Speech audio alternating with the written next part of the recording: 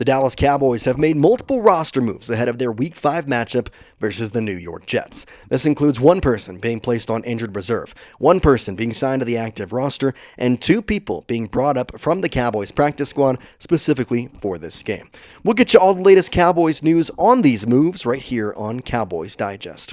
Welcome everybody, I'm Jace Andrews. I appreciate you tuning in to today's show, and this is exactly why you should hit that subscribe button. When breaking news happens, when news like this drops, we get a video out to you here on YouTube. So if you want to be never not in the know about the Dallas Cowboys, then go down there, hit that subscribe button. It's free, and I promise you will not regret it.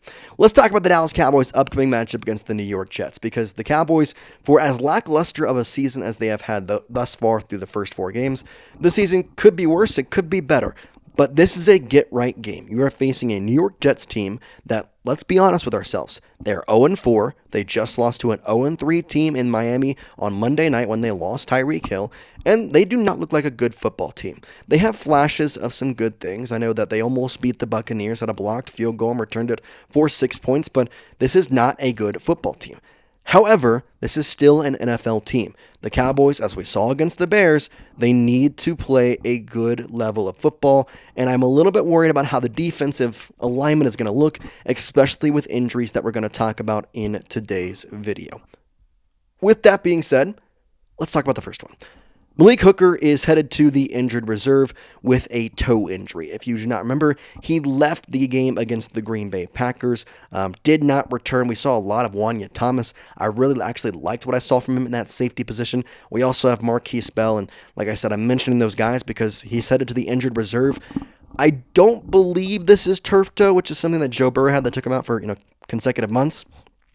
But the consensus is that he's going to be out for at least 4 weeks, obviously, with this move to the injured reserve. I believe the hope around the organization is that he can return in 5 weeks or 6 weeks, but that is still up in the air, obviously, due to a couple of different things. The first one being, what do these safeties that they have look like? I mean, if they feel comfortable with Wanya Thomas, Marquise Bell, and a person who they just signed, that could really change it. Speaking of which, let's go to the defensive depth chart here. So I talk about the safeties. Donovan Wilson has looked honestly okay to me. I think he hasn't impressed me even since training camp, but he's a veteran guy. I think his presence is very much a good thing on this Cowboys roster. Past that, though, in your safety level, Wanya Thomas and Marquise Bell, a lot of people were calling for more of Wanya Thomas, so I think he'll probably jump into that starting safety role with Donovan Wilson. I do, however, think him and Marquise Bell are going to kind of take duo reps over there at that safety slot. Donovan Wilson is going to be asked to do a lot more now without Malik Hooker as a starter. With that being said, there is a couple other moves we want to talk about, including a signing of a safety as well. So let's go to that as a couple different moves here for the Dallas Cowboys. Malik Hooker, obviously, placed on injured reserve. But here's the signing. Alijah Clark has been signed to the active roster. Alijah Clark, we'll talk about him in a moment, but he was a training camp standout. A lot of people had him as a dark horse to make the roster. Ends up on the practice squad, and now signed to the active roster for at least, I would say, the next 4 weeks. Wide receivers Jalen Brooks and Jalen Cropper have both been elevated from the practice squad. And to go further with it, we go to Adam Schefter's report. At the very bottom, he has another one saying, Kalen Carson and Jonathan Mingo, who opened their practice window this week after coming off of IR, they are still going to remain on the reserve/DFR list, meaning their practice window is just going to extend. They have until October 22nd to be activated onto the active roster, meaning you're going to have to make some other moves, or they will have to go back on IR and they will have to stay there for the rest of the season, just as a quality assurance note there. Before we get too far into all this, though, knowing all the roster moves, knowing what I've mentioned about the New York Jets, I want to get a vibe for Cowboys Nation, see how you are feeling for this upcoming game on Sunday versus the New York Jets. So let me know in the comment section, what is your score prediction for Cowboys versus Jets? I want you to let me know those in the comment section down below. I'm always looking, I'm always checking. Go down there and let me know your score prediction for tomorrow's game. So let's talk about these other roster moves and kind of break them down one by one. So I want to talk about Alijah Clark because I think he is actually a very good guy to bring up off the practice squad. Here's the first thing we're going to talk about. Sean Martin blogging with the boys. I mentioned this, but he says it again. Clark is an undrafted free agent out of Syracuse that had some buzz throughout training camp as a fan favorite dark horse to make the roster.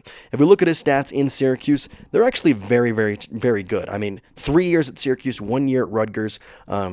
Really good college career throughout the entirety of it. He had 4 pass deflections in 2024, 3 in 2023, and 2 in 2022, combining for 9 pass deflections and 178 total tackles. Did have a total of 2 interceptions throughout his collegiate career, one of those at Rutgers, one of those at Syracuse. I really do like the intangibles that this guy brings. He's very athletic. He's very mobile. He reminds me of a lot of Donovan Wilson in some ways. I think that's a good thing in a lot of ways because the Cowboys obviously have very enjoyed having Donovan Wilson on their roster. But to continue on with the report, Sean Martin, kind of a cool note here. If Clark does see the field at all against the Jets, it's actually going to be a homecoming for Clark, who played his high school football in New Jersey. So a really cool moment. Obviously, very much a New Jersey guy, in that Newark area, playing with Syracuse, Rutgers, and of course now potentially against the Jets. That's not the only move, though, that was made. I want to talk about some other things with Alijah Clark. Obviously, all this does come after a pretty bad injury report, though, because you talk about Tyler Booker with his ankle injury. He's going to be out. Tyler Guyton with his concussion. He's out. Malik Hooker, obviously, is on IR. CeeDee Lamb is going to be out. Cavante Turpin is out. We know now that Kalen Carson is questionable. We know that Jonathan Mingo, who is questionable, both of them are not going to be playing. Marshawn Nealon did not practice in the last week, so you're potentially losing him at your defensive end slot, which I don't mind it. We're going to have another video out later on, but I think James Houston deserves a starting roster role for that defensive edge rushing group. Tyler Smith is questionable. Miles Sanders is questionable. Miles Sanders, I don't think is going to play. He did not practice all week, and you have Jaden Blue. You expect him to make it. Kenneth Murray was questionable. It was a big and bad injury report. Let's just put it that way. It was not a good injury report for the Dallas Cowboys, and that's a big reason why these moves were made, and that kind of leads me to the next one of talking about the 3 guys who were pulled up. If you remember, going back to this little tweet here from Tommy Yarish, Jalen Brooks and Jalen Cropper have both been elevated from the practice squad. This is in large part due to Jonathan Mingo not being elevated, off that injured reserve just yet. So the wide receiver room is once again going to be led by George Pickens and Cavante Turpin's questionable, or out rather. So it's a tough week. I'm not going to lie. That's why I said, the Jets are not a good team. You should win. But at the same time, I really don't know, because your wide receiver room is going to be legit George Pickens and Jalen Tolbert. So I say this right now. It's Saturday. If you have an open spot on your fantasy football team and you're in a large league, go pick up Jalen Tolbert. He had a great week last week. I do not think he's that great of a wide receiver, but because of the presence of George Pickens and what he did to the Packers, Jalen Tolbert is going to be a pretty key presence when you talk about Sauce Gardner covering George Pickens. So just a heads up for anybody looking at the fantasy position there. But overall, it's a frustrating week because the injury report is it's so rough to look at. I mean, you're thinking about your wide receiver room being limited to legit just George Pickens and Jalen Tolbert. That's why you're bringing up Cropper. That's why you're going to bring up alongside him, blanking on Jalen Brooks, excuse me. And then, of course, you think about your offensive line. You're missing Booker, Guyton, Tyler Smith is questionable. Kura Beebe, we know, who already got injured. So you're potentially without most of your offensive line from the starting game as well. This is a real tough week. This is a real tough thing for the Cowboys to swallow.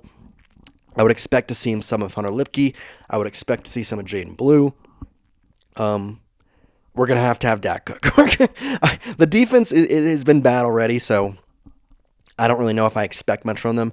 I don't like the offense for the Jets, but the moves were made because of this injury report, and hopefully, Cowboys are able to get through this week because hopefully after this week you can get Siobhan Revel Jr. back, you can get Jonathan Mingo back, you can at least get Kalen Carson back potentially, and really kind of help out this depth issue that you're kind of running into at this current time. So that's what we got for you here today on the show. We appreciate you watching, we appreciate you tuning in, and as always, we're going to say peace out here from Cowboys Digest.